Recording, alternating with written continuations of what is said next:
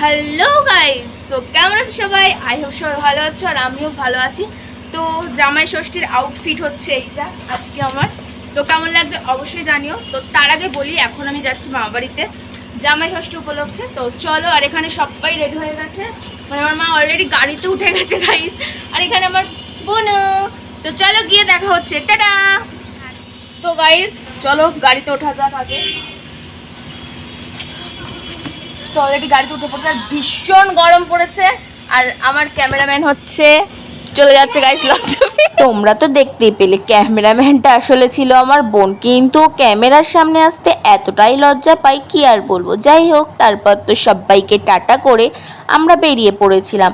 আর দেখতেই পাচ্ছ, যবে থেকেই বাবার গাড়িটা হয়েছে তবে থেকে তো কোথাও গেলে বাবার গাড়ি করেই চলে যাই হুশ করে। জামাই ষষ্ঠীতে যাব, ফল মিষ্টি আরও কত কিছু, এগুলো নেব না সেটা কি হতে পারে? তো যাই হোক, বাবা তো চলে গেছিল মিষ্টির দোকানে মিষ্টি কেনার জন্য। তো ওখানে গিয়ে জিজ্ঞাসা করছিল কি মিষ্টি নেব। তো যেহেতু আমি দুধ চমচমটা একটু বেশি ভালো খাই, তাই বলেছিলাম দুধ চমচম নিয়ে নিতে। ষষ্ঠীর দিন তো বাবা সকাল সকাল বাজারে চলে গেছিল কেনাকাটা করার জন্য, তারপর যাওয়ার পথে শুধু আমরা মিষ্টি কিনে নিয়েছিলাম। তো মেইনলি ব্যাপারটা হচ্ছে, আমরা যেহেতু বাঙালি আর আমাদের সমস্ত অনুষ্ঠানের আগে আমাদের প্রচুর রিচুয়ালস থাকে, তেমনই ষষ্ঠীতেও কিন্তু, মানে জামাই ষষ্ঠীতেও কিন্তু আমার মামা বাড়িতে ছিল অনেক রকমের নিয়ম। তো প্রথমেই যাওয়ার সাথে সাথে দিদা যেটাকে বলে শার্ট বাঁচানো, তো এটার নামটাই এটা, শার্ট বাঁচানো। তো যাই হোক, ফার্স্টে বাবাকে মাকে সবাইকে বরণ করে নিয়েছিল, ইভেন আমাকেও করে নিয়েছিল। তো চলো কি কি নিয়ম ছিল আর কি কি করেছিল তোমরা সবটাই দেখতে পাবে এই ভিডিওটা স্কিপ না করে দেখতে থাকো। দেখেছে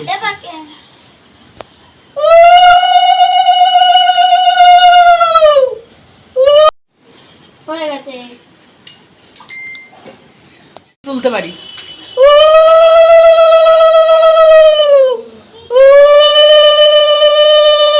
এবার চলো তোমাদের সাথে একটা মজার কথা শেয়ার করি। তো কথাটা হচ্ছে, দিদা আমাকে আশীর্বাদ করতে করতে বলেছিল যে পরের বার, মানে সামনের বার যেন আমি বর নিয়ে জামাই ষষ্ঠী করতে যেতে পারি, কারণ এই বছর নাকি ষষ্ঠীতে আমাকে পুরো একদম নতুন বউয়ের মতো লাগছিল, শুধু নাকি শাঁখা সিঁদুরটা বাদ দিয়ে। তো যাই হোক, তোমাদেরও কি এরকম মনে হচ্ছিল? তাহলে অবশ্যই কিন্তু আমাকে কমেন্ট করে জানাতে পারো। এদিকে দেখো, আমার মামার মেয়ে আমার দিদার মতোই সবাইকে আবার বরণ করলো।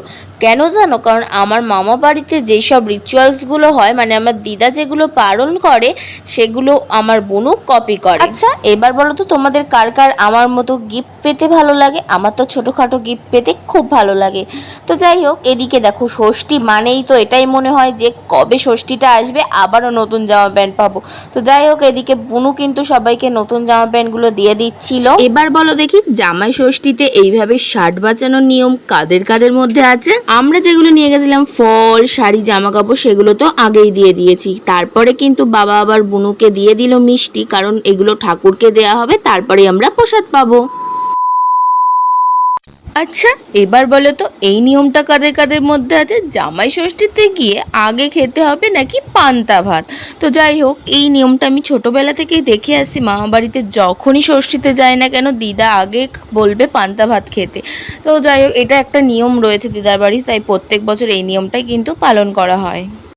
2000 years later. তারপর তো দুপুরবেলা ছিল এলাহি আয়োজন। এবার চলো জামাই ষষ্ঠীতে দুপুরে মেনুতে কি কি ছিল সেটা আগে বলি। ছিল 5 থেকে 6 রকম ভাজা, কই মাছ, পাবদা মাছ, চিংড়ি মাছ, ইলিশ মাছ, খাসির মাংস, স্যালাড, চাটনি, পাঁপড় আর দই মিষ্টি, এগুলো তো ছিলই।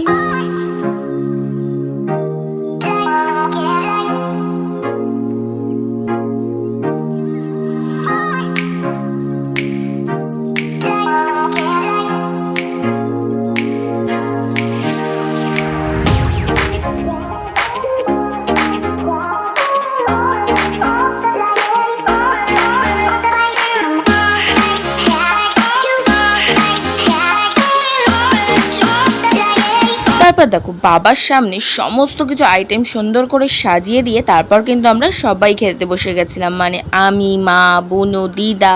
তো যাই হোক, সেই দিন মেনুতে যেগুলো ছিল তার মধ্যে তো অর্ধেক খাবারই আমি খাই না। যেমন সবার ফার্স্ট বলি, ইলিশ মাছ, পাবদা মাছ, এই 2 রকম মাছে আমি খাই না। কই মাছটা টুকটাক ভালোবাসি, বাট অতটাও না। আর হ্যাঁ, ওই দিন তো কই মাছগুলো ছিল বড় সাইজ, আর পেটে ছিল অনেক বড় বড় ডিম, আর যেগুলো দেখে আমি তো একদম লোভ সামলাতেই পারছিলাম না, তাই কিন্তু আমি দুটো খেয়ে নিয়েছিলাম। আর রান্নাগুলো তো জাস্ট অসাধারণ। তারপর তো ইলিশ মাছটা নিয়ে বাবাকে বলছিলাম, এ নাও তুমিই খাও, আমি তো খাই না। আর এদিকে দেখো ডিমগুলো তো জাস্ট হেভি টেস্টি ছিল।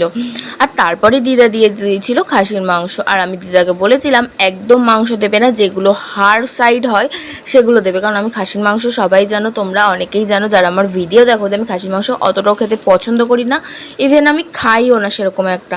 তো যাই হোক, সেই দিন দিদা রান্না করেছিল বলে তাই দিদা জোর করে দিয়েছিল 2-4 পিস, তো আমি তার জন্যই খেয়েছিলাম। বাট রান্নাগুলো জাস্ট অসাধারণ ছিল। সত্যি বলতে ভেবেছিলাম ষষ্ঠীতে প্রত্যেক দিন একটা করে ভ্লগ আপলোড করব, কিন্তু ওই মামাবাড়ি গেলে আমি পুরো একদম ল্যাথ খাই, যার জন্য আর সেভাবে কোনো ভিডিও এডিটিং বা ভিডিও করাই হয় না আমার।